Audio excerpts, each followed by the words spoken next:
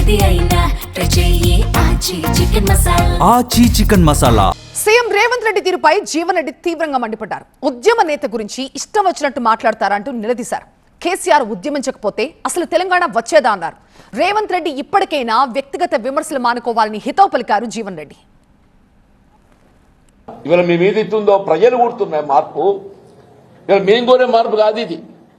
ప్రజలు ఏదైతుందో ఈ రేవంత్ రెడ్డి పాలన పోవాలి, కేసీఆర్ గారి పాలన రావాలని ప్రజలు నానుడు వచ్చింది.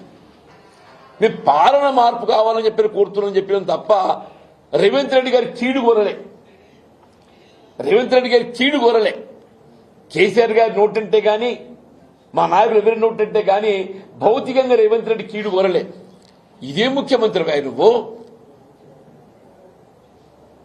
నీ పాలన అంతా మెరుగుకుంటే మరోసారి అధికారికి వస్తా అని చెప్పి చెప్పుకుంటున్నాం. కేసీఆర్ గారు ఏదితో ఒక ఉద్యమ నేత తెలంగాణ రాష్ట్రాన్ని సాధించిందయా, తెలంగాణ రాష్ట్రాన్ని నువ్వు ముఖ్యమంత్రి అయ్యే అవకాశం లభించిందంటే అది కేసీఆర్ గారి పుణ్యం అని చెప్పంటున్నాను నేను. అన్నాడు వారు ఉద్యమించకున్నట్టు తెలంగాణ రాష్ట్రం ఏర్పడేదా నువ్వు ముఖ్యమంత్రి అయ్యేటోడివే. నువ్వు సీట ఇదేనానే ఊరి తీస్తావే ఊరి. నిజంగా కూడా చెప్పంటున్నా, ఒక పాలక పక్షంగా ప్రభుత్వం ఏదైతుందో ప్రజాస్వామ్యయుతంగా ప్రతిపక్షాలు బలంగా ఉండాలని కోరుకోవాలి.